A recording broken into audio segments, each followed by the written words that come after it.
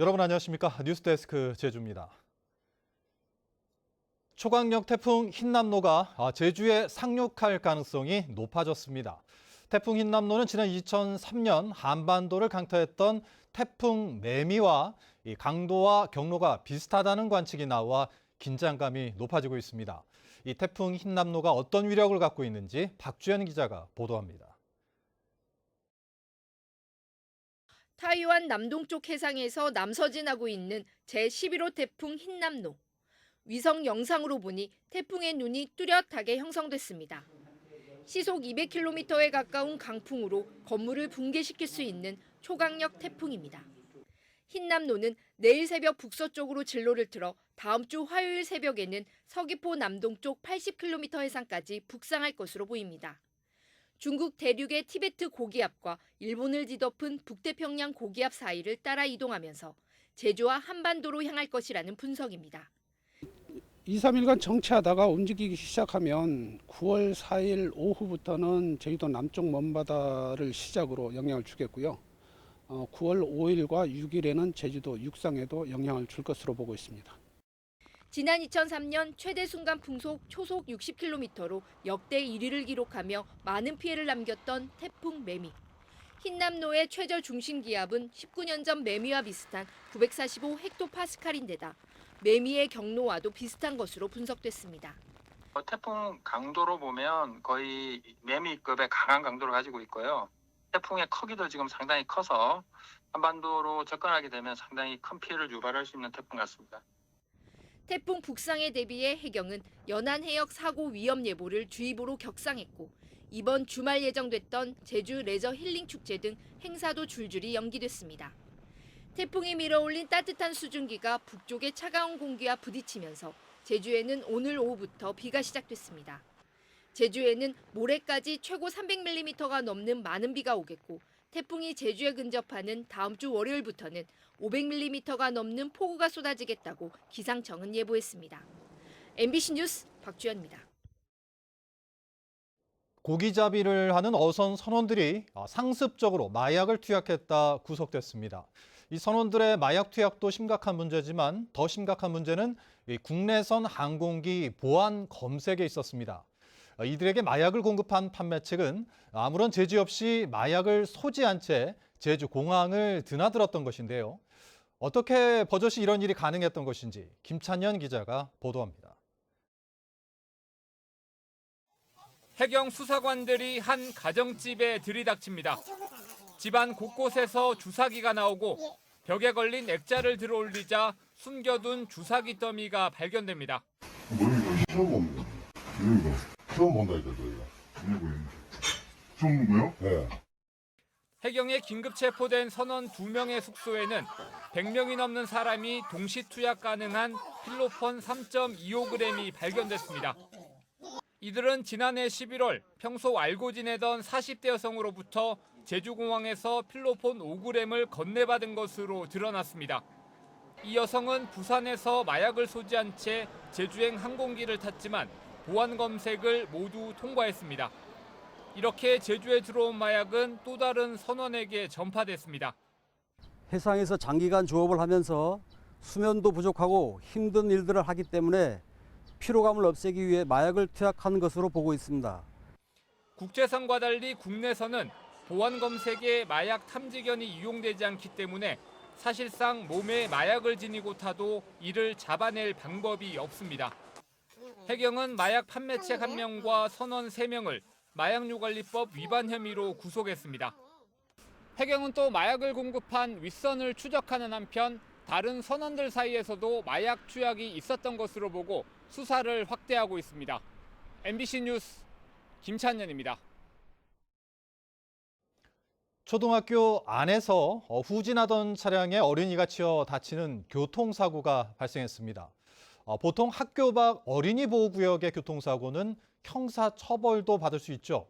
하지만 학교 안에서는 이 교통사고를 내도 운전자가 형사처벌을 받지 않을 수 있어 논란이 일고 있는데요. 참 이상하죠. 무엇이 문제인지 이따금 기자가 취재했습니다. 초등학교 하교 시간, 아이들이 하나둘 학교 밖으로 나옵니다.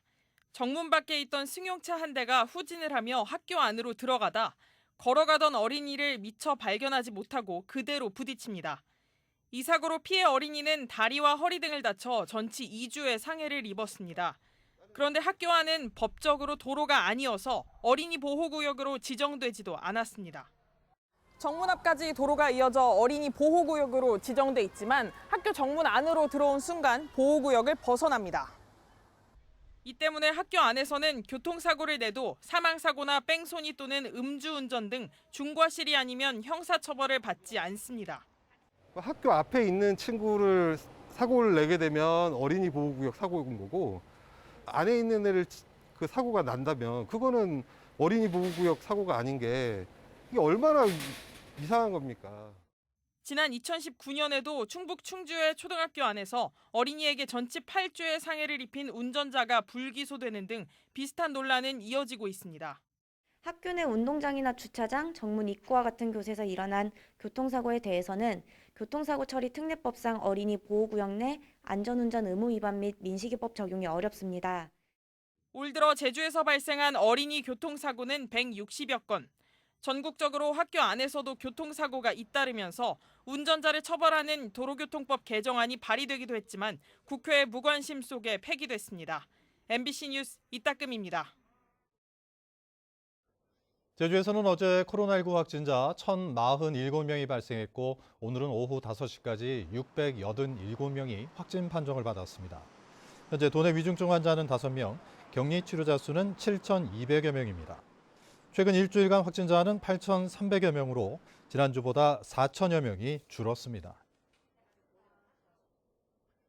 제주국제컨벤션센터 이사회는 신임 대표이사 사장 최종 후보자로 이선화 전 도의원을 선정했습니다. 이선화 후보자는 제주 MBC PD 출신으로 지난 2010년 한나라당 비례대표 도의원에 이어 2014년에는 제주 지역 여성으로는 처음으로 지역구 도의원으로 선출됐습니다. 컨벤션 센터는 인사청문회가 마무리되면 다음 달 17일 임시 주주총회와 이사회를 열어 선임 절차를 진행할 예정입니다.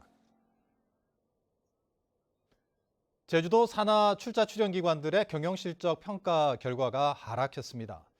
제주도는 지난해 경영실적 평가에서 제주경제통상진흥원과 제주국제컨벤션센터, 제주연구원과 제주문화예술재단 등 4곳이 재작년보다 등급이 하락했고 제주여성가족연구원만 등급이 올랐다고 밝혔습니다.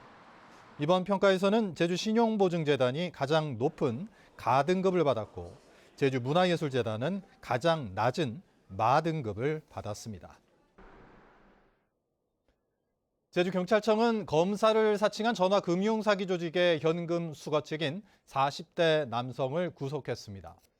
이들 조직은 지난달 대포통장을 수사 중인 검사라며 피해자에게 전화를 걸어 통장에서 돈을 인출해 금융감독원 직원에게 주라고 속여 3차례에 걸쳐 3억 5천만 원을 가로챈 혐의를 받고 있습니다. 경찰은 최근 검찰과 금융감독원 등 국가기관을 사칭한 전화금융사기가 늘고 있다며 주의하라고 당부했습니다. 편의점에서 청소년들이 담배를 훔치는 사건이 발생해 경찰이 수사에 나섰습니다. 제주 서부경찰서에 따르면 지난달 30일 오후 4시쯤 제주시 연동의 한 편의점에 청소년 3명이 찾아와 물건을 찾아달라며 불러낸 뒤 카운터에 들어가 담배를 훔쳐 달아났습니다. 경찰은 CCTV를 확보해 분석하는 등 정확한 사건 경위를 조사하고 있습니다. 오늘 낮 12시쯤 제주시 해안동 해안교차로에서 차량 6대가 잇따라 부딪혀 7명이 다치는 연쇄 추돌 사고가 발생했습니다. 경찰은 신호 대기 중이던 트럭을 뒤따라 달려오던 트럭이 받으면서 사고가 난 것으로 보고 정확한 사고 경위를 조사하고 있습니다. 뉴스데스크 제주를 마칩니다. 시청해주신 여러분 고맙습니다.